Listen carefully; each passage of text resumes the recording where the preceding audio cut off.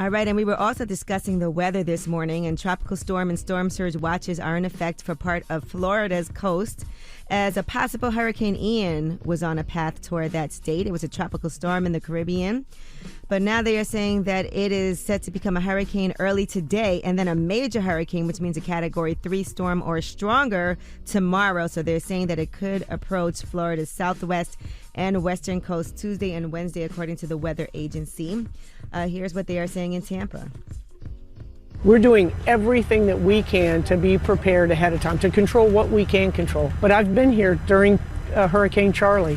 It was supposed to be a devastating direct hit to Tampa, and at the last minute it took a dogleg into South Florida, so you never know. It would be devastation without a doubt in certain areas of our city. So again, we can't control Mother Nature, but we are going to be prepared, and we're going to inform our community, get them evacuated out of the danger zones if necessary. All right. Well, the governor in Florida is saying to make preparations now, and that residents should also anticipate power outages and fuel disruptions. Yeah, I got family down in Florida. They said they've been grabbing water, toilet paper, and they said everything is sold out. So they said it's hard to get canned food. So just, continue to pray. It's also been a week without power after Hurricane Fiona hit in Puerto Rico. Mm-hmm. And so that's still an issue. So unfortunately for Puerto Ricans, the uncertainty of when electricity will be fully restored is reminiscent of when Hurricane Maria hit 5 years ago, where it took some areas months and some others up to a year in order to get their power back. All right, I saw that Mayor Eric Adams is out in Puerto Rico as well, just trying to see what they can do on the ground to actually be able to help out. And also people mad about that too. That he's there? Yeah, they're saying that with all the problems going on in New York, why are you out of town? I seen that all over the place yesterday. Oh, I mean, certain things end up taking legs more than anything, right? But yeah, I did wonder that, though. I did wonder why the New York City mayor had to go to Puerto Rico to survey damage. I was like, why the mayor in New York? I didn't understand the connection. We do have a lot of people in New York from Puerto Rico. No doubt, but he's still the mayor of New York. Like why? Like I don't know. I did think about that when I saw that headline yesterday. Yeah, they were saying that a lot of people were mad about that. All right, well, we'll talk more about Floyd Mayweather, and we'll do that in rumors. All right.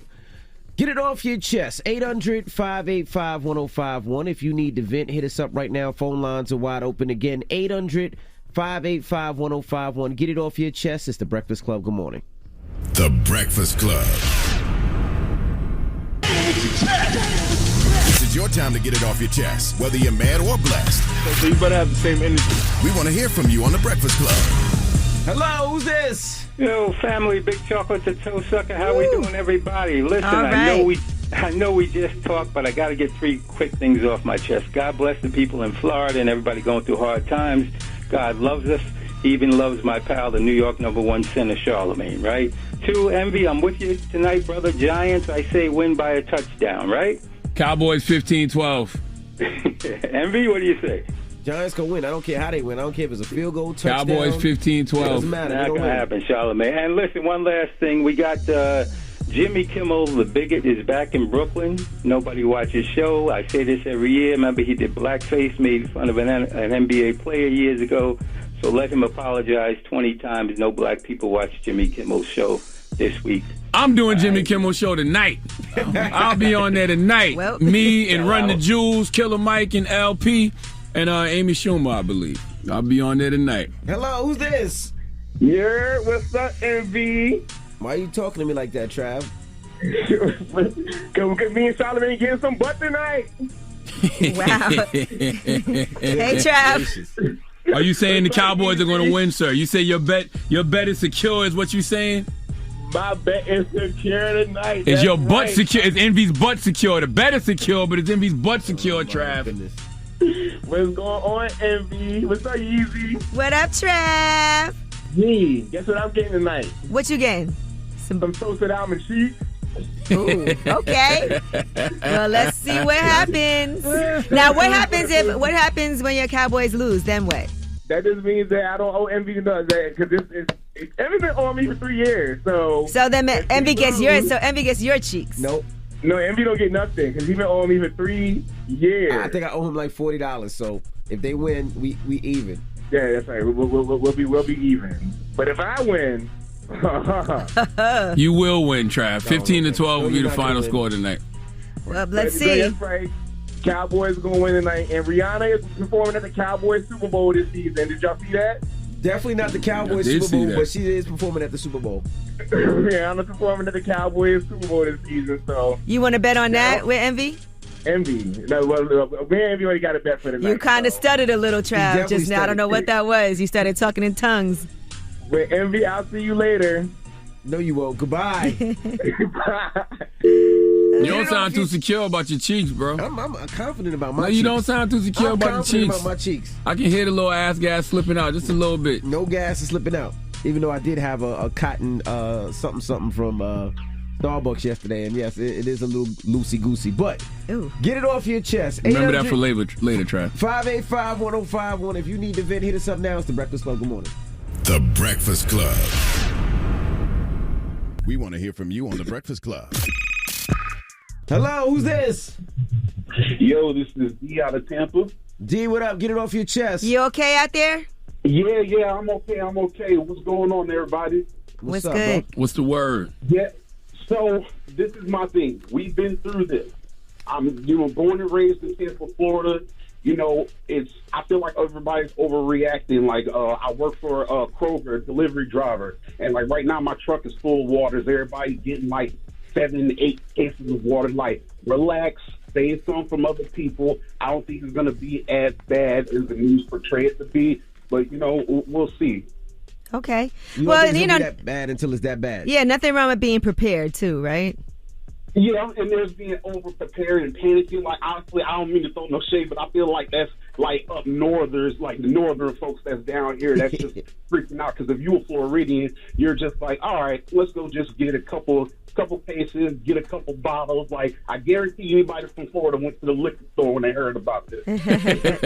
Well, there's probably everything else going on in the world, too, man. Nobody need a hurricane right now. Hello, what's so funny?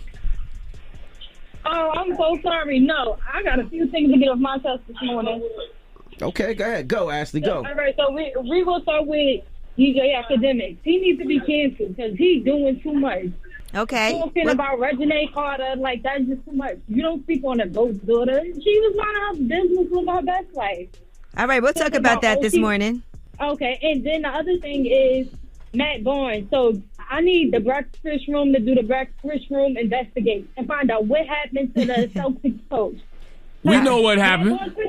Matt Barnes pretty much made an Instagram post and took it down. He pretty much was saying what y'all was saying, like, we don't know what's going on in that man's personal life. And then he took it back down and said that he got some tea. You need to call back you should call back and do the rumor report with me this morning. Yeah, Matt said that it's a lot darker than it is. I wouldn't call it darker. I would just say dumber.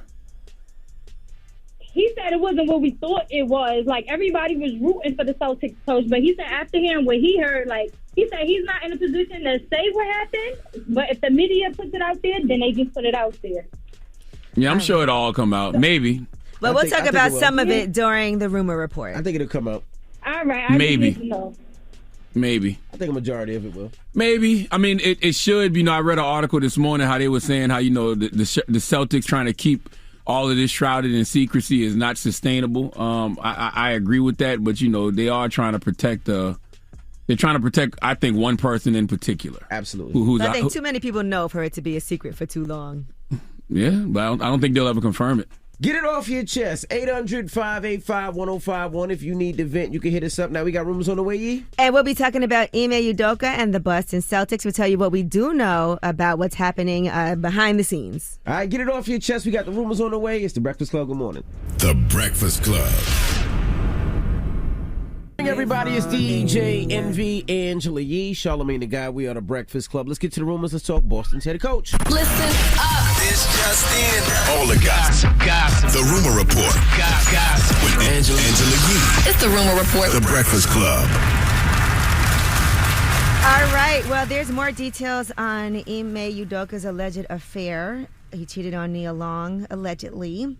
And as previously reported, he has been suspended for having an intimate relationship with a female staffer. Now, the identity has not been revealed of who the staffer is, but sources are telling TMZ that one of her duties was travel planning, not only for Udoka, but also his longtime partner, fiancé Nia Long. Now, apparently, she also assisted in Nia Long's move to Boston. Nia Long and her 10-year-old son permanently moved to Boston a couple of weeks ago, approximately 2 months after Udoka became aware of the Celtics investigation. Apparently, he knew this was all going to come out and didn't even give Nia Long a heads up. And so following his suspension, he issued a public apology, apologizing to players, fans, the entire Celtics organization, and his family for letting them down. Now, how did this all get discovered? Well, apparently, according to multiple sources, it was uncovered by the female staffer's husband. She also was having an affair when he overheard a private conversation on a home doorbell camera. So, you said what? Say that again? You know the Ring, like the home doorbell camera? Yep. She was outside, I guess, on the phone, allegedly, having a conversation, and that's how her husband found out. And that's how this story ended up leaking. How come we haven't heard the punishment for the other staffers, though? I mean, it works both ways, right? They work for the team, too. Like, what's going to be their punishment? What, for the women? Yeah.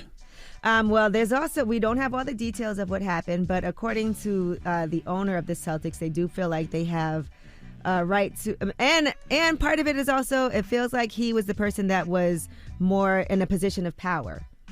And so usually when someone's in a position of power in an organization, you know, that's a potential lawsuit. If somebody feels like I could have lost my job if I didn't do this, you don't know what all the details are behind the scenes. Well, the only reason I asked is the first thing they put out was that it was an intimate, consensual relationship. Like, there was no talk of, you know, power dynamics and all of that type of stuff. They said it was an intimate, consensual relationship. So there's a team policy. I would just expect both parties involved to be disciplined. Well, we also don't know all the details, but what some other things that have come out, according to sources, is that he was harassing this woman. So maybe it started off consensual. Yeah, all that came out after the we fact, don't know all the details yet. So until they confirm some of these things, all we have is speculation.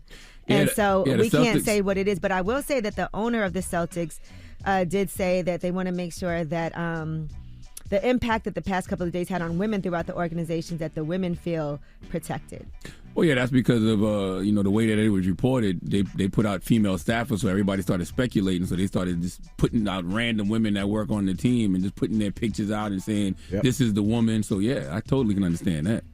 But I just hate self-sabotage. Like, it's a damn shame that the brother put himself in that situation. Like, you can't let your penis come before your paper. And you're a black man coaching one of the most storied franchises in sports history. They probably already didn't want you there, so don't give them a reason. Yeah, and I think just in general, in most organizations, when somebody has a position of authority and power over someone else, you know, starting a relationship, whether or not it might feel like it's consensual, is always potentially a lawsuit, or somebody could feel like they were pressured into something because their position felt threatened. We don't know what it is. And so it's always and like we said, there was a policy that was in place. Yeah, I feel like if that was the reason, they'd have put that out there first, though. You know, if you had forced a woman to do anything, they'd have put that out there. Because right now it's all shrouded in secrecy, and everybody's like, well, what happened?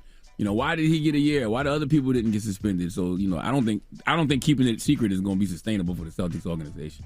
Yeah, and I also think that sometimes force, you don't understand, like, sometimes some people are quiet and do things just because they might feel like, I have to do this. Or maybe you start something and want to break it off, and then you feel pressured to, you know, keep things a secret, and True. You know, it could be uncomfortable. We just don't know. But why put that out? If I'm the organization, why put out that it was intimate and consensual to begin with, if all of that is the case?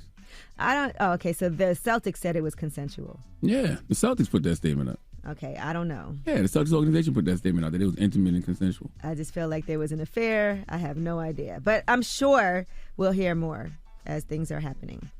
All right, now Floyd Mayweather knocked out MMA star Mikuru Asakura over the weekend. It was an exhibition, a 3-round exhibition, and this was near Tokyo. And so, you know, apparently, according to reports, he doesn't want to actually take an exhibition fight where he could potentially get hurt. Mayweather has said he doesn't want to trade punches with anybody who has a good chance of hurting him, and clearly that didn't happen. It was a 2nd-round knockout. So there you have it. And he's still trying to fight. That sounds so crazy. I'm going to take an exhibition fight, but nobody that could beat me. Just somebody that I could beat, and I'll just make a couple of, you know, 20, right. 30, 40 million. He's right, though. He's getting paid for it. Why risk getting hurt? Like, why fight a real boxer? Why fight Manny Pacquiao? So why? For what? When I'm still going to make tens of millions of dollars to do exhibition fights. Why? At least make me believe it's real. Wrestling make me believe it's real. Like, no, I'm not going to fight anybody that's halfway good. I just want to... It's still real. Put him on his ass and keep him moving. By the way, he's not selling this in America. So maybe, in those people places... just want to see him fight. Yeah, in those places where he's fighting, they just want to go see Floyd Mayweather. So they don't care. All right. It's not like he's selling this on American pay-per-view. And also prayers out to Post Malone. Apparently he has been hospitalized and canceled his Boston show just a week after falling on stage. We saw that nasty fall that he took during a show in St. Louis. He did continue the show after that, but something wasn't right. He said, on tour, I usually wake up at 4 o'clock p.m., and today I woke to a cracking sound on the right side of my body. I felt so good last night, but today it felt so different than it has before. So unfortunately, he said there's like a stabbing pain whenever he breathes or whenever he moves. All right, well, that is your rumor reports. All right, we got front page news next. What are we talking about? Yeah, and let's celebrate this again. Rihanna doing the Super Bowl halftime show. We'll give you some more details. All right, we'll get into that next. It's The Breakfast Club. Good morning. The Breakfast Club. Your mornings will never be the same. When it's time to get with someone special, the best way to do it is with Magnum large size condoms. That gold foil wrapper is a badge of honor, and it means you're protected.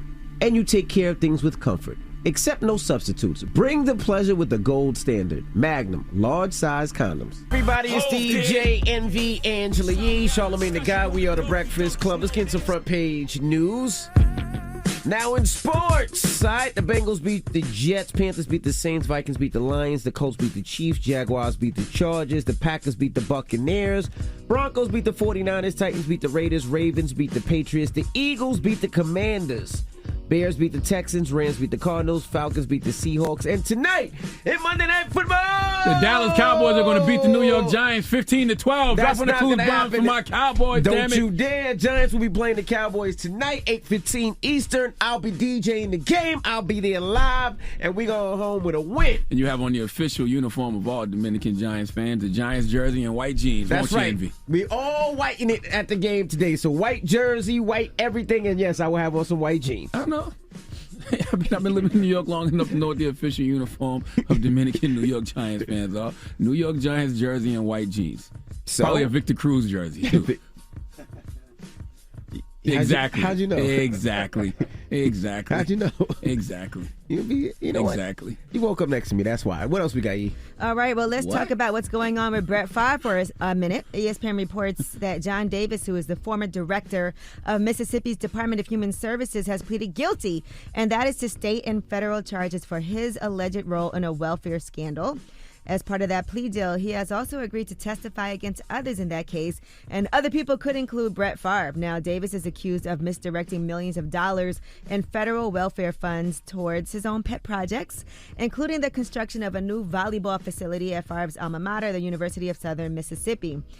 According to investigators, they allege that John Davis worked with Brett Favre to secure at least $5 million, which came reportedly from the Temporary Assistance for Needy Families, which is a program that is supposed to help needy families get self-sufficiency. Now, according to Brett Favre's lawyer, he says that Brett Favre had no idea that grant money was pulled from a federal welfare program, but they do have text messages that indicate that he actually did know. The text exchange reportedly included Brett Favre, John Davis, and Nancy New, who is a nonprofit leader who procured the funds for that sports facility. Now, Brett Favre allegedly texted, "If you were to pay me, is there any way the media can find out where it came from and how much? And she responded, "No, we have never had that information publicized. I understand you being uneasy about that, though." And shortly after that, she did confirm that the money had been secured, and she wrote, "Wow, just got off the phone with Mississippi Governor Phil Bryant. He is on board with this. We will get this done." And then a message in December of 2017 appears to show Brett Favre celebrating that transaction. "Nancy Santa came today and dropped some money off. Thank you. My goodness, thank you. We need to set up the promo soon. You're way too kind." So far, Brett Favre has not been charged in this welfare misspending case, but he was sued by the state of Mississippi this year. He was accused of receiving $1.1 million for speeches that he never gave. Now, for John Davis's part, he's the former director of Mississippi's Department of Human Services. He pleaded guilty to one count of conspiracy to commit wire fraud and to commit theft concerning programs receiving federal funds, and one count of theft concerning programs crimes receiving federal funds. He now faces up to 15 years in prison. Yeah, Brett Favre and former governor of Mississippi, Phil Bryant, are welfare queens. Okay, stealing money and resources out of the mouths of needy families. If you ever needed more proof that people in America don't give a damn about the poor, look no further. It's one thing when you just turn a blind eye to the plight of the poor, but when you straight up steal from them, disgusting. And also, I would have felt like it would have been really easy for Brett Favre to raise the money for that the right way or use his own funds. But I feel like that should have been something that, was that difficult to do? Come on. Who knows? All right, now Rihanna is headlining the 2023 Super Bowl halftime show that's going to happen on February 12th in Glendale, Arizona. Rock Nation has issued a statement. They said Rihanna is a generational talent, a woman of humble beginnings who has surpassed expectations at every turn, a person born on the small island of Barbados who became one of the most prominent artists ever, self-made in business and entertainment. Now, Apple Music's Super Bowl halftime show, the NFL head of music said, "We are thrilled to welcome Rihanna to the Apple Music Super Bowl halftime show stage." And they said, "We look forward to collaborating with Rihanna, Rock Nation, and Apple Music to bring fans another historic halftime show performance." Now, what are we getting in after this halftime performance? An album or more Fenty Beauty products? Both. That's the bet Vegas needs to do. It sounds like a good bundling. Yeah, I think both. You think both? Absolutely. Okay. Because she has until February 12th to get it together. That'd be a good. Well, she's had 8 years. Yeah, and she's been in the studio. We've seen that. We've seen her in the studio in pictures, and we know she's been working. So. That's a good bet, right? Are we getting Fenty Beauty products, an album, or both? Both. What's the line in Vegas on that? All right. Well, that is your front page news. Question: Russia and Ukraine still going back and forth, correct? They still back and forth. Yeah, the United Nations and all that? General Assembly just happened. So what happened to all the sanctions that they said that we were going to put down, and that was going to slow them down, and wasn't going to? Are we talking about that anymore? No, because we haven't talked about Russia and Ukraine in a long time. Turned to a D story a long time ago. Mm-hmm. It was the A story, but then it dropped to about a DE story. Okay. I don't even know if it's a DE story anymore. It's just brief mentions here and there. I'm just asking. I just haven't heard anything about it. Nah, they just had the UN General Assembly where we talked about that. Zelensky spoke and so did Putin. What they say? Remember Putin gave what they say? Yeah, Putin gave the first live statement that he's given in like years since the war started. What did he say though? Didn't we talk about this last week? I don't remember. He talked about more nuclear weapons and more consequences. So the sanctions didn't work? They said it was a long-term play. But I will say they haven't defeated Ukraine yet. And people thought it was going to happen a lot quicker than it did, right? All right. Well, that is your front page news. Now, let's open up the phone lines. 800-585-1051. Let's talk workplace relationships. All right? Now, this, of course, comes from what's going on in Boston. And you and Charlamagne? No, not me and Charlamagne. But what we were saying is, they're saying that, relationships shouldn't work in the workplace. You shouldn't have a relationship in the workplace, right? That's what we were saying? Well, I think it depends. Some places say you can't. And so if that's the rules, and I'm sure they have their reasons in certain organizations, and some organizations are okay with it. But let's think about it. Where's the majority of time, where are you? You're usually at work. Let's say you work 9 to 5, right? You usually get to work, let's say 8:30, you leave at 5. You're there a long time. Mm-hmm. Takes you an hour to get home. So the majority of time, you're at work. So you're more likely to talk to somebody, develop a relationship with somebody at work. So it doesn't make sense. Maybe it's the position that you're in. Because, when you look at the Jeff Zucker situation, or you look at the coach of the Celtics, maybe it's the position that you're in. Maybe if you're not a high-level ranking executive, maybe it's different. But if you're a high-level ranking executive, you're a leader, you probably shouldn't engage. Let's open up the phone lines. 800-585-1051. Just like if you're in the NBA, you're not supposed to talk to cheerleaders, right? Yeah, you're not supposed to. Right? But the NBA player doesn't make the cheerleader's job, right? They don't hire and fire cheerleaders, right? You can make somebody. Yeah, you can make somebody feel uncomfortable in the workplace. But if it's a rule that they have. And I think they're also thinking about potential lawsuits. All right, let's talk about it. 800-585-1051. It's The Breakfast Club. Good morning. The Breakfast Club. Pick up the phone, baby. Call 800-585-1051 to join into the discussion with The Breakfast Club. Talk about it.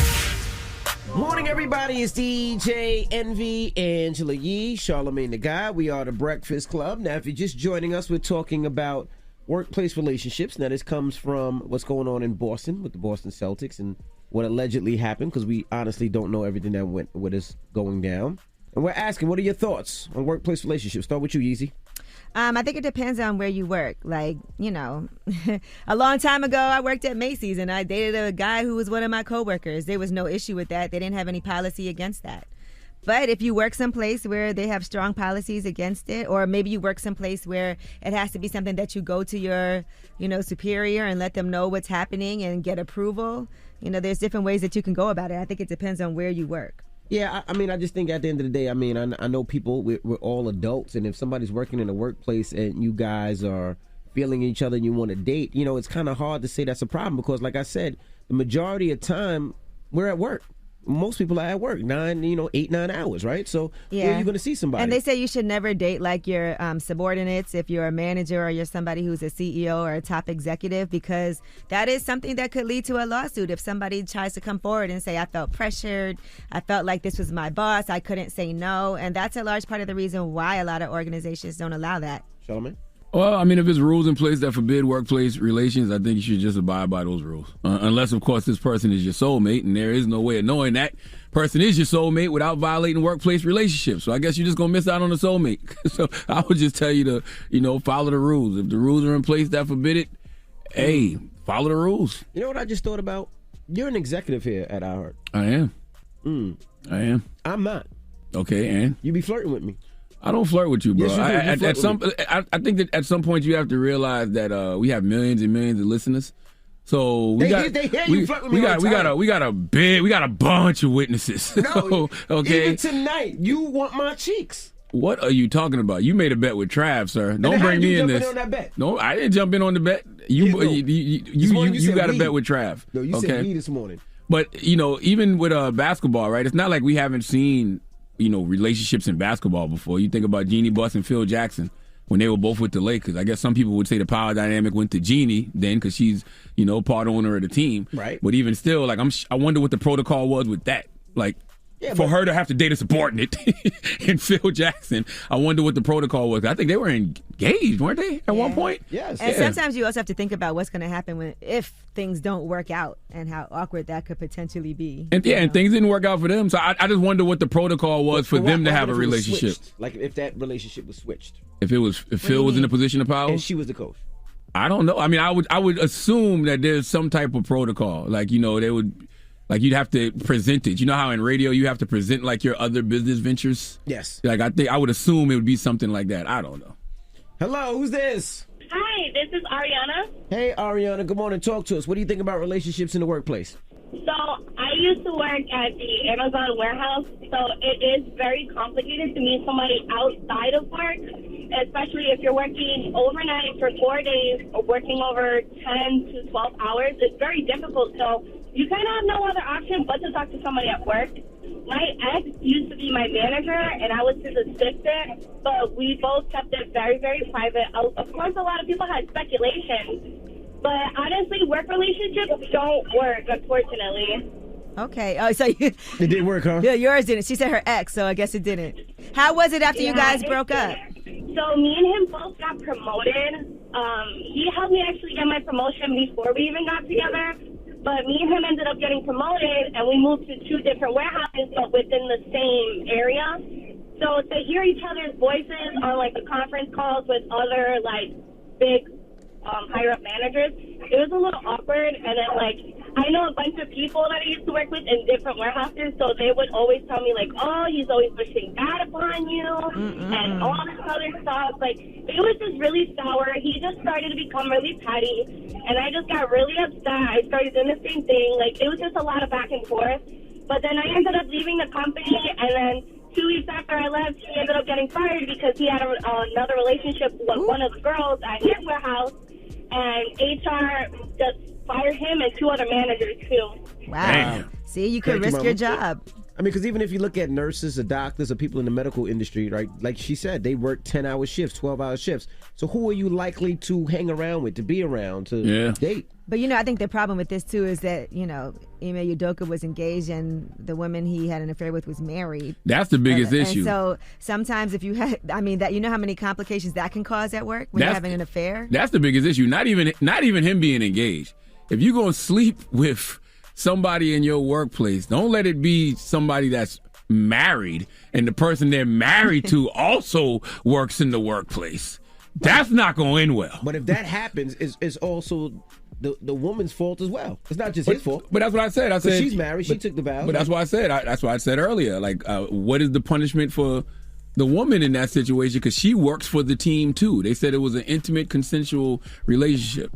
So maybe that's the reason that it's shrouded in secrecy. As I said on Friday, it's probably some high-level executive's wife he knocked off. All right. Well, and in that situation, they're gonna protect that high-level executive and his wife. 800-585-1051. We're talking about workplace relationships. What's your thoughts? It's the Breakfast Club. Good morning.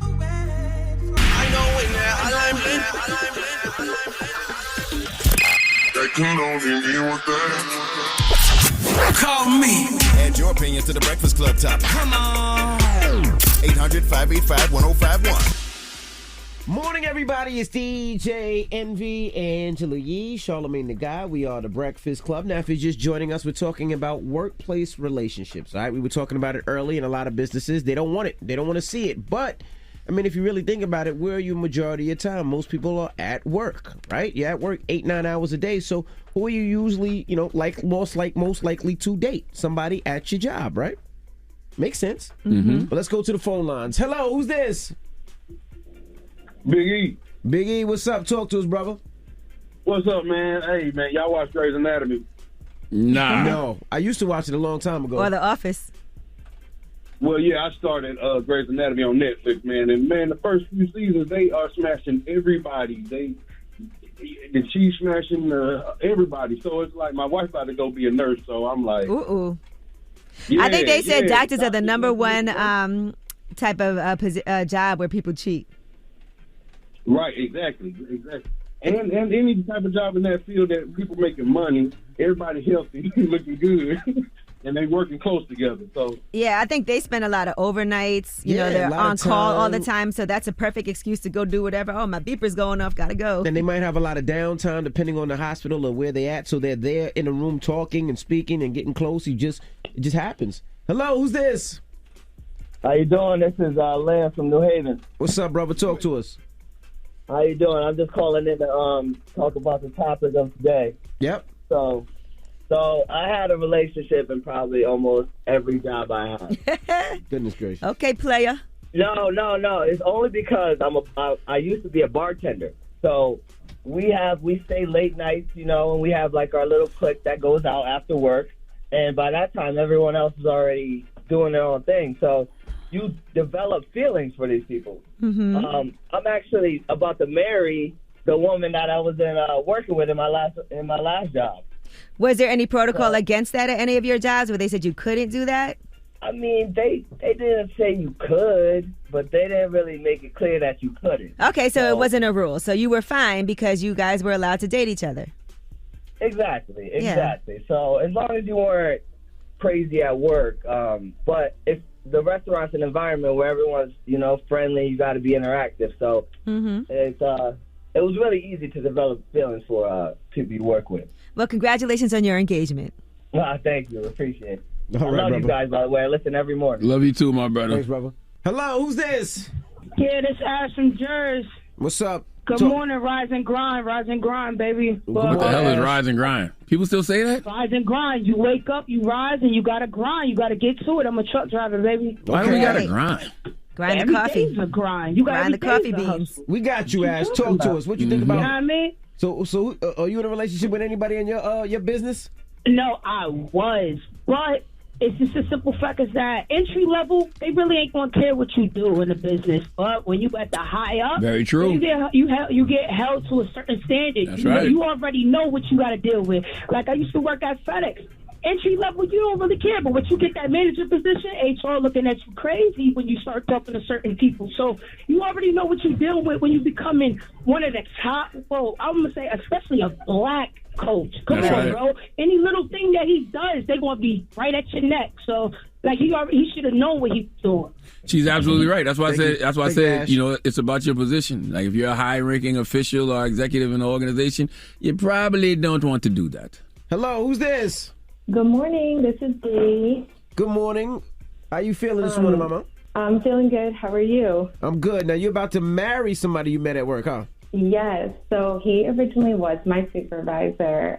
We had connected through an employee celebration. And at first I was like, I don't know if we should be doing this, but obviously things transpired. So I personally agree with you, MD. I think, like you mentioned, you spend all this time with these people, 40 plus hours. You spend more time with them even compared to your own family. So I definitely think work relationships develop, but I also agree with Charlamagne. Shout out Charlamagne. Hi, Yee. Peace. I think that depending on your title and your position, if you know that it's definitely not what the company is for, then you shouldn't do it. But I think in defense of what's going on with the Celtics, I am from Massachusetts, so I feel for them right now. I don't think it should be a bad thing if it's consensual. Okay. Well, thank you, Mama. You're welcome. Unless somebody's married. Yeah, I mean, that's the thing about the Celtics coach, man. Like, it just feels like it's some real self-sabotage going on because you can't let your penis mess up your paper. Like, there's absolutely no reason for him to be sleeping, with people in the organization, especially married people within the organization, especially if the husband works in the organization as well. That is the fast track to self-destruction. And at some point, you have to say to yourself, man, is it worth it? Like, there's a lot of power in self-control, and this just seems like a supreme lack of discipline and self-control. All right. Well, we got rumors on the way. Yes, iHeart Festival was over the weekend, and so was Rolling Loud, and we'll give you some of the highlights from both. All right. We'll get into that next. It's the Breakfast Club. Good morning. Morning, everybody. It's DJ, Envy, Angela Yee, Charlamagne the Guy. We are the Breakfast Club. Let's get to the rumors. Let's talk iHeart Radio Festival. This is the Rumor Report with Angela Yee. Breakfast Club. So listen up. All right. Well, the iHeartRadio Music Festival was over the weekend, and this was in Las Vegas. Of course, it was 2 nights, September 23rd and 24th, and also the daytime festival. And some of the performances included the Black Eyed Peas, Lionel Richie, LL Cool J, Diddy, who brought out Ken Combs, and Bryson Tiller, also Diplo. A lot of people were in attendance. Lotto was there. Megan Thee Stallion headlined. Willow, Chloe Bailey. So here was Diddy in his performance, and he did pay some homage to Kim Porter. Send this out to my baby mama, Kim Porter.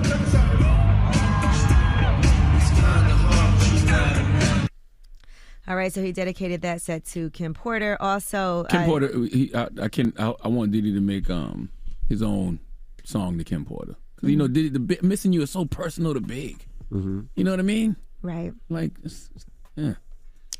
Yeah, and he also did bring out Bryson Tiller to perform their Gotta Move On song, as well as King Combs came out.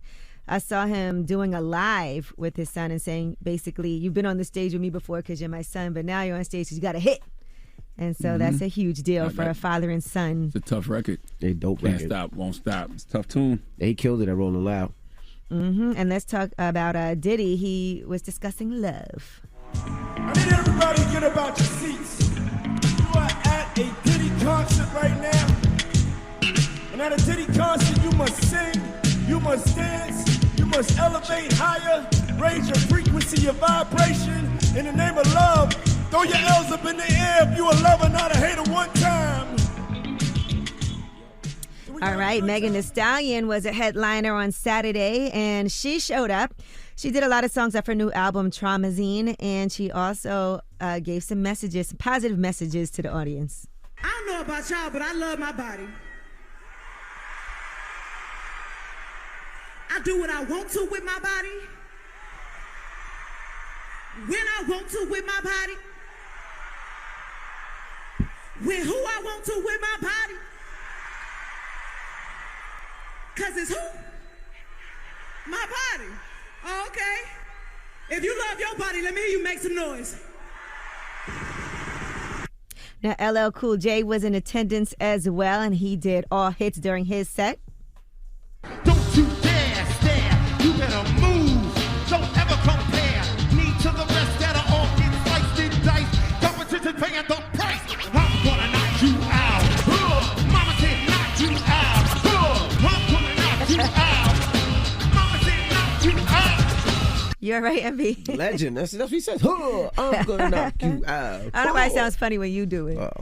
But you can also see that in case you missed it, you can relive all of that on the CW. They're going to air a 2-night television special October 7th and October 8th.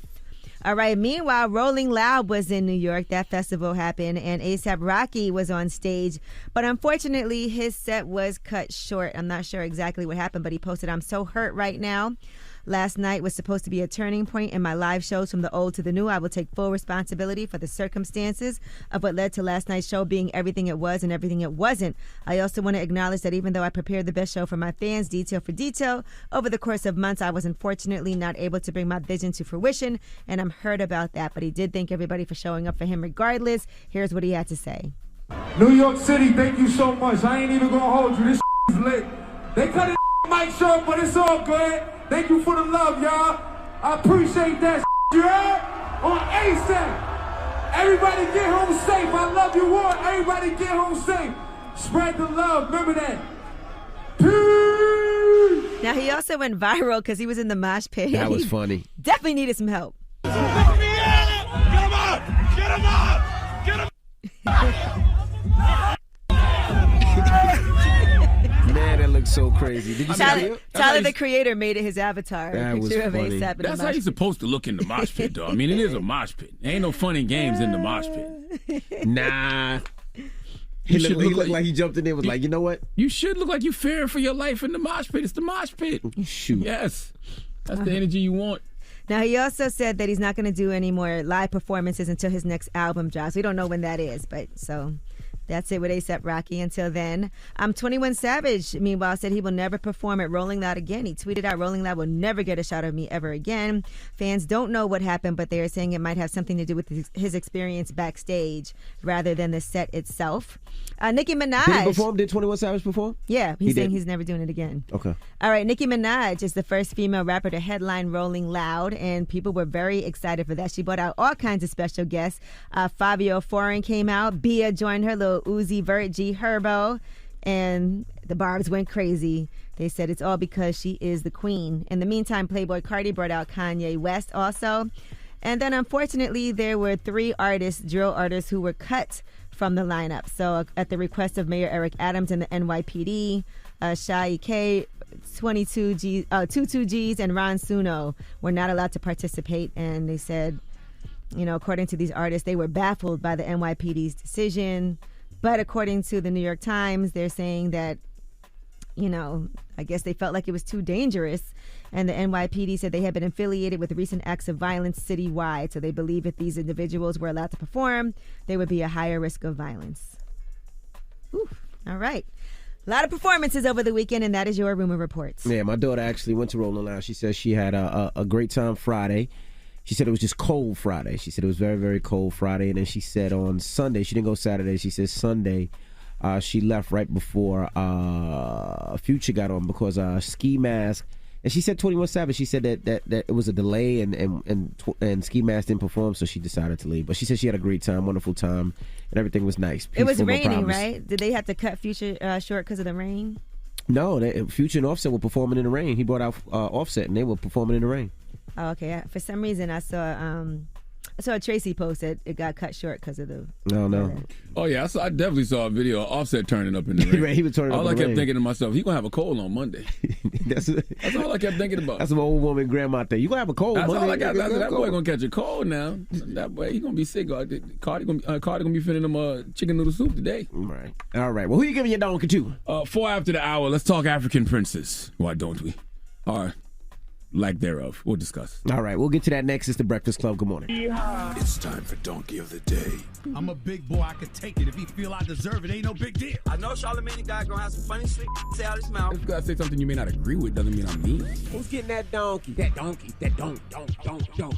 Donkey of the day, right there. The Breakfast Club, bitches. You can call me the donkey of the day, but I mean no harm. Yes, donkey of the day for Monday, September 26th goes to Darrell Robert Harrison. He is 44 years old, and he was convicted of fraud after pretending to be a prince from Ghana. Apologies, let me call him by his proper title. Prince Darrell R. Atepo and Prophet Darrell R. Atepo. Okay, for several years, he claimed to be a minister alongside his stepfather at Powerhouse of Prayer Ministries. The so-called prince has conned 14 people out of money that totaled over $800,000. Okay, several years. What does that mean? 7 exactly? 14 people. So that's about a 2-sucker a year average. Okay, Harrison was convicted of mail and wire fraud, conspiracy to commit mail and wire fraud, and witness tampering. According to court documents from the Department of Justice, Harrison deceived the victims into thinking they were investing into African trucking and mining companies with whom he had direct connections to. The statement said many of the victims who were expecting to receive up to 33% on their investments of Harrison's scheme were a part of the Powerhouse of Prayer Ministries. Boy, oh boy, oh boy. Y'all be using the church for every little scam, huh?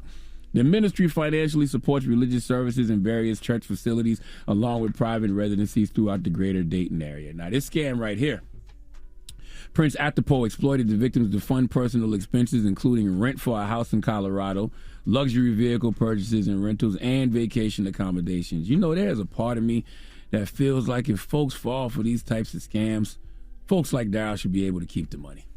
Yes, it's unethical. Yes, it's wrong. But at some point, there has to be accountability from the people who are so quick to give up this bread. Like, why would a prince of a royal African kingdom need your financial assistance?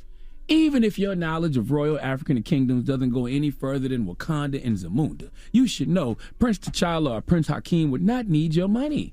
Same with people who, got on IG trying to turn 700 into 7,000. Or people who get DMs from Rihanna, Beyonce, Michael Jackson asking for money. If Michael Jackson hits you on the DM and asks for money and you give it to him, the person pretending to be Michael Jackson is a very, very, very, very, very small part of the problem, okay? The rest is on you. And I envy you, people. I envy you because I got trust issues, all right? This is something I've been exploring in therapy for a long time, and my trust issues prevent me from trusting in a lot of people and things. But I will let my guard down for certain things, but never, ever would I let my guard down enough to trust the African prince soliciting money from me via email. Now, in case you're wondering, prosecutors said Harrison failed to provide investors with interest payments, routinely terminated all communications with investors, ignored individual investor inquiries, you think, and ignored demands from investors seeking the return of investment monies. Well, of course he did. What the hell do we have to talk about after I done got over on you? What do you expect? A courtesy voice message informing you that you are the latest victim of a scam? Would that make you feel better? Look, man, I can't stand folks who prey on people's need to believe, especially when they use the church. We know folks want quick, rich schemes, but come on, man. When something is too good to be true, it absolutely usually is. Please give Darryl Robert Harrison the sweet sounds of the Hamiltons. Oh, now you are the donkey of the day. Ooh, you are the donkey of the day. Yee-haw. He's looking at 20 years, by the way. 20 years. Wow. All right. Well, thank you for that donkey of the day. Now, when we come back, Doechii will be joining us. Okay. Now, Doechii signed to TDE. She performed at the BET Awards, right? Killed it. That's what she killed it? It's the BET Awards? Yeah, she did. She's amazing. Yeah, she killed it. So we're going to talk to her when we come back, so don't move. It's The Breakfast Club. Good morning. The Breakfast Club. You want the short version? Nope, I want the long version. Oh, man. Yes. Okay, I used to get bullied a lot. I'm going to rush through it. I used to get bullied a lot, and it was really bad. And so one day I was like, you know what? I'm sick of this. I'm going to die one day, and I want to die being myself, being happy. So forget all of that other stuff. And then I think early on I was branding myself early, and I didn't know it.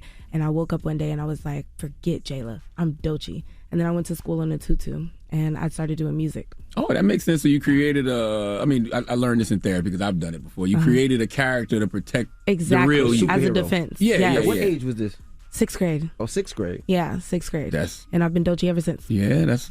What is it about 6th grade? That was my turning point too. Kids are really mean. Yeah. It was bad. So let's start from the beginning. What got you into music? How did you get signed? Let's start from the whole thing. Now you're from Tampa, Florida. Yes. I'm the from craziest Tampa, people in America come from the Bronx and all of Florida. Exactly. Come on. Where are you from? South Carolina. Okay, sweet. Yeah. Oh my God, I have family there. Really? What part? Actually, North Carolina. Okay. I think Greensville. That's what it's called. Greensboro. Greensboro. Greenville is South Carolina. Yeah. So, I grew up in the church, and I started doing music there. I was in the band. My mom had me in like all types of different activities and stuff. I did every sport you could possibly mention, like down to swimming and like freaking lacrosse and stuff.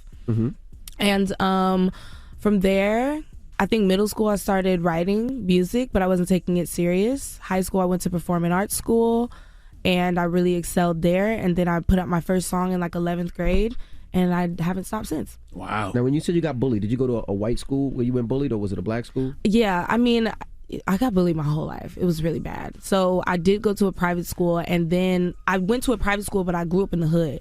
So I would go to private school on like a different part of town, and then I would go back home. You know what I'm saying? So now you bougie, you rich. Exactly. They think you got so it was kind of like that type of experience. So I got bullied a lot in like predominantly white areas, but then I would go around my black friends and get like bullied too. Oh, that's and so yeah, I got bullied all the way up until 6th grade, and then I was like, no mas, no more. And why Doechii? Like, what was that name? Like, where did that name come from? I don't know. It really was like, I hate to sound super dramatic, but it really was like spiritual for me. It just kind of came to me, and I wrote it in my journal, and it resonated with me because it didn't feel like an alter ego. It really did feel like me, like a state of mind, like a decision to live a certain way. Now you signed with TDE. Yes. Now, how did that happen? How did you hook up with TDE? How did they hear your music? I had a song go viral on TikTok called Yucky Bucky Fruitcake. And that Yucky Bucky Fruitcake. Yes. Why are you laughing? That's a wild thing to call somebody. Yucky Bucky Fruitcake. Yeah, Yucky Bucky Fruitcake. It's the title of a book, my favorite book, my favorite childhood book. Okay. And who wrote that? Yucky Bucky Fruitcake. Junie B. Jones. Junie B. Jones? I was about to say, Barbara. Okay. That's my girl. All right, no, Junie B. Jones is a beast. Yes. So yeah, that song went viral, and A&R over there hooked up with Top and told them about me. They called me out, and then I made my single called Crazy, and I got signed off of that song and many others. So BET Awards. Yeah. First time a lot of people got to see you and see you perform. Yes. How was that? Nerve-wracking? How long did you practice? 'Cause you killed it. I wasn't, okay, so I was supposed to be on the small stage, but I mean, in so many words, I just believed in myself enough. I was like, you know what? When I do this, I want to do it right. So I told them, I was like, instead of being on the small stage, I'll just wait until I have my chance on the main stage. And that's what you told them. So you told BET, now you pass. I said, let's postpone. Okay. I didn't deny, right. But I was just like, I will wait until my time comes. Wow. And they hit me up 3 days before and told me that they would like to have me on the main stage. Wow. And so I was already out of town, so I had technically like 2 days to rehearse.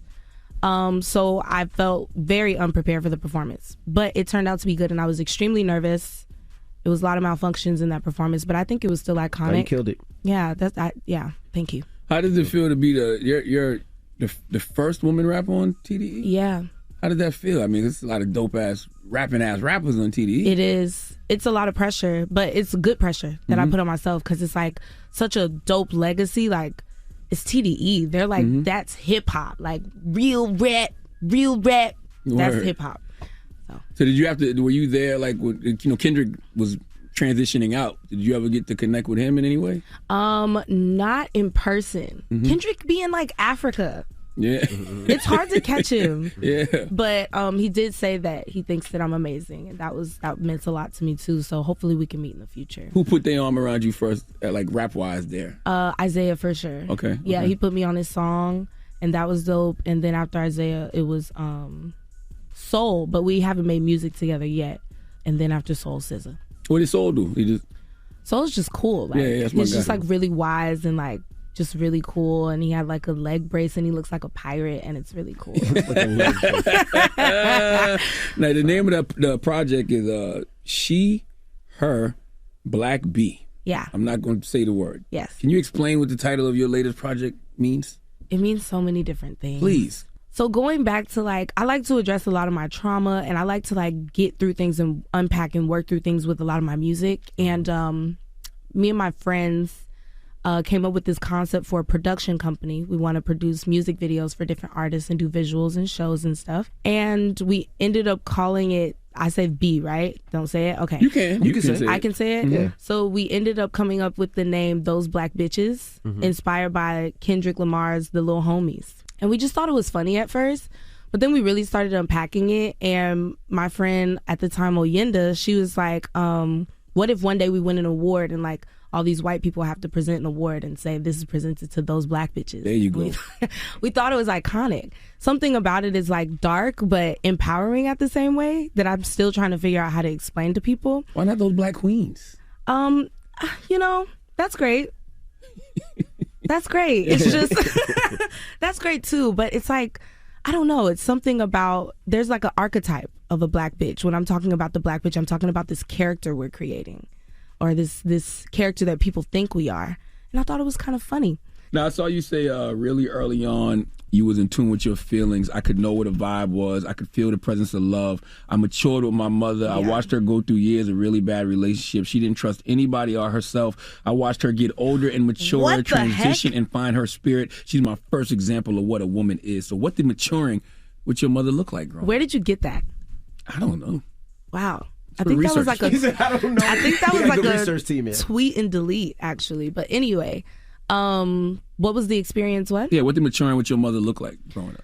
My mom is a single mom. Okay. I'm the oldest. So me and my sisters are 7 years apart. So like my mom was a young mother too. She got pregnant with me at 18. So like I literally watched her grow up. And it was so interesting because we were like really close friends. So I grew up together. We grew up together. It was so interesting watching her grow up. And like to this day, I want to be like my mom. Like, it's not even about my career. She's just like such a fascinating woman. She's so poised, graceful, and kind, but also like roaring, and you're scared of her. And I want to be that poised one day. But yeah, that experience really shaped who I am now, and just like how I love and how I approach life. I'm embodying my mother. How did mom act when you were getting bullied? Because she was a younger mom, so she's the type to pull up at the school and... Absolutely. My mom was very protective of me, but it got to a point where she was like, okay, girl, how many times you gonna get beat up? Like, how many times you gonna get beat up? Are you gonna keep letting people bully you, or are you gonna stand up for yourself? So eventually I saw her kind of fall back and just allow me to stand up for myself. Like, you gonna fight back or you gonna get beat up? And I got tired of getting beat up. You can only get drugged through the dirt so many times. All right, we got more with Doechii when we come back. Don't move. It's the Breakfast Club. Good morning. Everybody, it's DJ Envy, Angela Yee, Charlamagne the God. We are the Breakfast Club. We're still kicking it with Doechii. You know, she signed the TDE. Charlamagne? When the last time you got into a fight? Actually, a couple months ago. Really? My downtown apartment. With who? Okay. Wait, downtown where? I don't... Downtown LA. Okay. Yeah. I was outside my apartment. It was like a drunk situation. They were drunk, we were drunk, and we were like on these scooters. Somebody in my group lost a purse. We went outside to look for it, but you know when people are drunk, they take it the wrong way. So they was like outside your lost the purse outside because we pulled up on the scooters. Pull up on the scooters. We went inside. We was like, wait, lost the purse. We go outside. The group is like, this girl in the group, she's so loud. Don't nobody got your purse. Da da da. But I'm like, okay, girl, you drunk? Like whatever. We looking for the purse. We ain't got your purse. Da da da. Go back inside. Go back inside. I'm like, okay, girl, like relax. Go back inside. Go back inside. And I was just like, you're not going to keep telling me to go back inside. I'm already going back inside. And I don't like that. Wait. So we start going back at it. It's your apartment. She telling me to go in my but you apartment. Was going in anyway. That's what I'm saying. But you're not going to tell me to go in. But you're not going to tell me to go in there. So we go back and forth. I can't remember a lot of it because I was drunk. Eventually, I just popped her because she was running her mouth. Oh, you're not going to touch me. You're not going to touch me. Okay. Yeah. Did you win? We got jumped. How many of them was it? Yo, it was like 6 of them. It was only 3 of us. Damn. My ex at the time was fighting his sister and me. He got jumped by 3 of the dudes. Oh, your ex so at I was, the time. So hold on, 3 dudes and 3 girls? It was bad. Wait a minute. But 2 of the girls ran. 2 of your girls? I was tagging her friend. Oh, okay. No, not my girls. Okay. I was tagging her friend. Boop, boop, boop, boop, boop. So it's really 4 on 3. Yeah. If 2 of them ran. So you the girlfriend. So are you the girlfriend that's going to start trouble even though that you're outnumbered? Because it seemed like y'all was outnumbered. You knew you was outnumbered. And now you just got your man beat up because y'all should have just went in the house. Because you said it was 3 dudes. It's about... That's why he your ex. That's what he is. Because you the one that you should have went in the house like the girl said. But now our you just got me beat up. Our dignity. It's about respect. And this is my house. You're not going to try me. He just got beat up by 3 dudes. But he has his dignity. So let me ask you a question. After y'all got jumped. Does he have his teeth? No, listen. After y'all got jumped, what'd y'all end up doing? Oh, we went upstairs. We got more went back drunk. in the house. We did go back in the house. You just prolonged going back in the house? Yeah. What did your boyfriend say after that? After you got him beat up? He wasn't upset at me. Oh, yeah, okay. Yeah, that's not why we broke up. Tell me why y'all broke up. I'll tell you if this was really the reason. Charlamagne! I'm not going to do that. Okay. All right. Now tell us about the Persuasive remix, which says, Absolutely. What do you want to know? How did you link up with her to do that record? I mean, other than TDE. We didn't link up. We didn't link up in person to do that record. Okay. I went on tour with her. You know, we have linked up before, but it wasn't for that record. I was getting glam one day, and then my team played it, and they surprised me, and I was like, oh, dang, she did the remix, and it was fantastic. Fantastic. I was going to save our collab for something else, because I didn't think that song was good enough for her. Well, like, I didn't think the song was that I didn't think she would like it. Really? Yeah. Why are you? Because she's so good. Okay. I wanted to give her something that was like, oh my God, amazing, out of this world, and like deep and vulnerable. And she was like, girl, let's do this. She embraced you, I'm sure, right? Because she took you on tour. Yeah. Absolutely. What kind of game did she give you? Well, the game she gave me, I really can't even talk about. It's like more personal. Like, I don't even want to like. Okay. Yeah. But we talk about like, industry. it has nothing to do with music. Gotcha. You know what I'm saying? It's about life. It's about your spirit. So it's like, yeah. I feel like you're very in tune with your feelings, though. Absolutely. What do you think got you in tune with your feelings?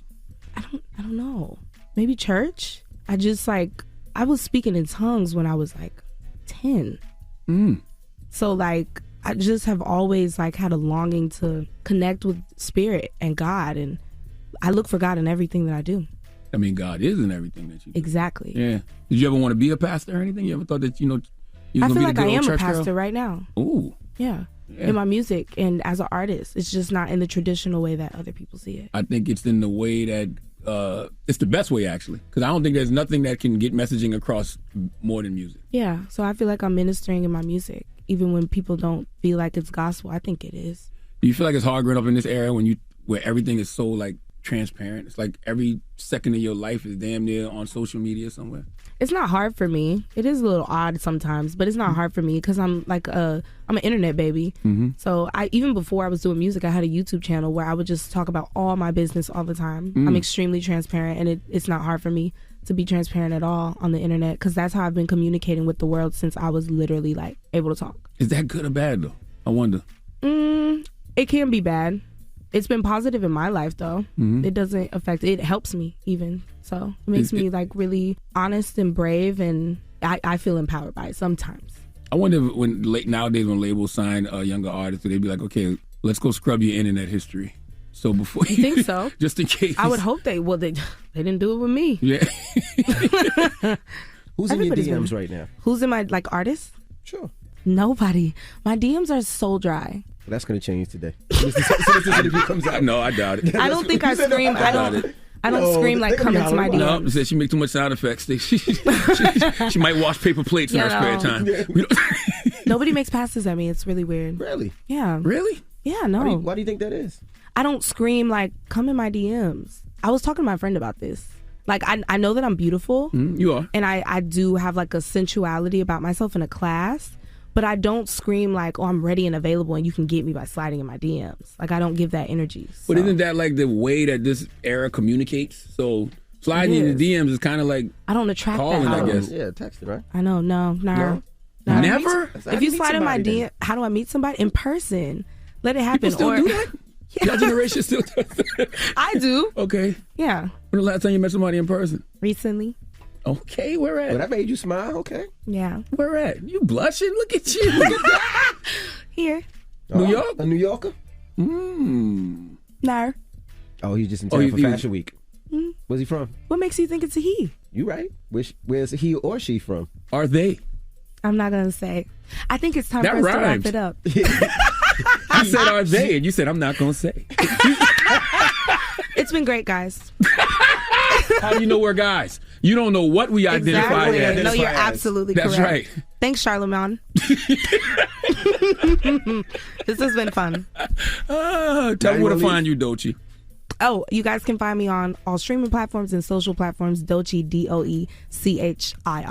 Well, Doechii, ladies and gentlemen. You sure, Doechii? We don't want you to leave. Doechii, it's the Breakfast Club. Good morning. The Breakfast Club. It's about time. What's going on? Rumor report. This is the Rumor Report Talk to him. with Angela Yee on the Breakfast Club. All right. Well, our condolences go out to Brooke Bailey and her family. Very unfortunate that her daughter, Kayla, passed away yesterday. She was only 25 years old. Now, Brooke Bailey posted, "Forever my baby, pretty black, a.k.a. Kayla Nicole Bailey. This is not a goodbye. Mommy will see you soon." And the cause of death right now is unknown, but there are reports that she died from injuries from a car accident. And Brooke Bailey did repost an article about the crash. But the official cause and manner of death have not yet been released. That's horrible, so man. sad, man. Definitely sending healing energy to Brooke Bailey and her family. That's horrible. Absolutely. 25 years old. All right, and since we just played Thames is on the cover of GQ, and she talked about some advice that she got from Rihanna. She said that Rihanna told her to just stop being so humble all the time. She said that cosigns and accolades don't really hype her up as much as people would expect, but she said Rihanna said, "You need to be that bitch you know you are." So she said she is grateful, and it does mean something to her, but she said, if someone told my 5-year-old self listening to Destiny's Child that one day you're going to have a song with one of them, Beyonce, I might just be confused. So shout out to Thames for that. All right, now T.I. versus DJ Academics. It looks like the two of them probably will have a conversation at some point. This all started with Academics making some comments about Regine's choice of dating preferences. He was talking about women who are dating hood N-words. Regine loved hood. She loved YFN Lucci. That was her. He had Thug Life tatted across his chest. I think even Wayne got Thug Life tatted across his chest. She loved that, showing up to all type of BT celebrity basketball games. She loved that girl, man. To that facing 25 to life. Everything was all good with him until she realized he called a Rico. She seen that murder charge on it. I've never seen a chick quickly. Regine, somebody named Armand. I don't even know who this is. Like, she even downgraded. Like, she even just got some random.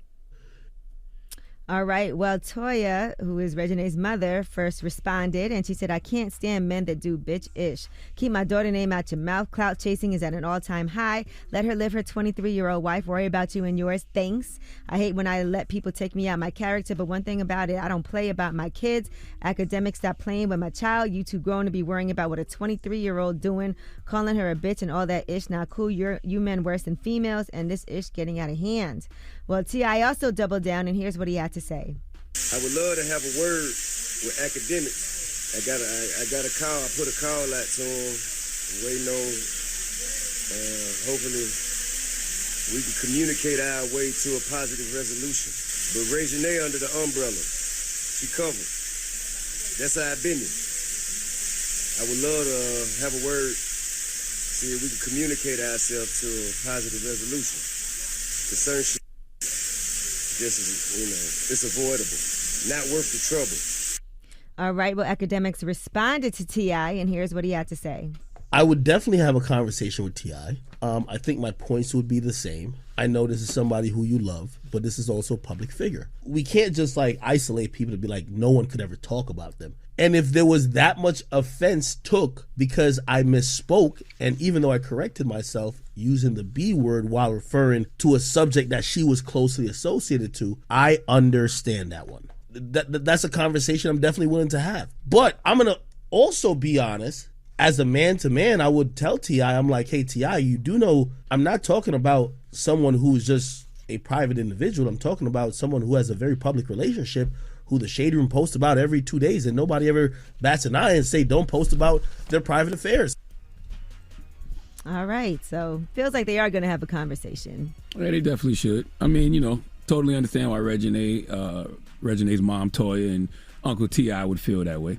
Is the issue that he was reporting on her or because he called her the B word? Seems like it's two different reports. Like one was that I guess he was reporting on her, but he is right. She's all over the blog, so he reported on her. But calling a woman a bitch is absolutely positively foul. But I will say this. We're talking about an industry that every song people call women bitches. The B word, like the N word, is always a conundrum, isn't it? Because when you are using it towards other women, it doesn't mean anything. But when you hear it used in reference to a woman you love, you're like, wait a minute. Which should be all the more proof that we probably shouldn't be using the word at all.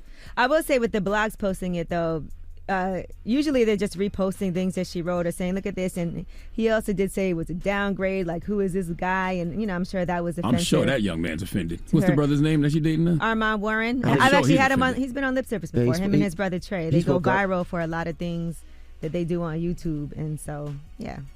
All right, well, that is your rumor report. All right, let's get to the mix. It's a Monday. The People's Choice mix is up next. Let's go. Everybody, it's DJ Envy, Angela Yee, Charlamagne the Guy. We are the Breakfast Club. Now, don't forget, Powerhouse New York City is back. It goes out October 29th. Kodak Black, Fabio Foreign, Moneybag Yo, Tim, Spin King, and, we'll announce that other person tomorrow morning. So if you haven't get your tickets at Ticketmaster.com. Now, Charlamagne, you got a positive note? I do, man. Also want to tell people the Mental Wealth Expo is October the 8th. Salute to everybody that's registering to be at the Mental Wealth Expo. You know it's a free event. This is my second annual Mental Wealth Expo. It is a day of mental health, education, and healing. We got some of the best mental health professionals from all over the country coming, man. Dr. Alfie Breland Noble, Nadra Tawab Glover, Dr. Spirit, Dr. Rita Walker. We got Pastor Torrey Roberts and the great Sarah Jakes Roberts delivering the keynote, man. A lot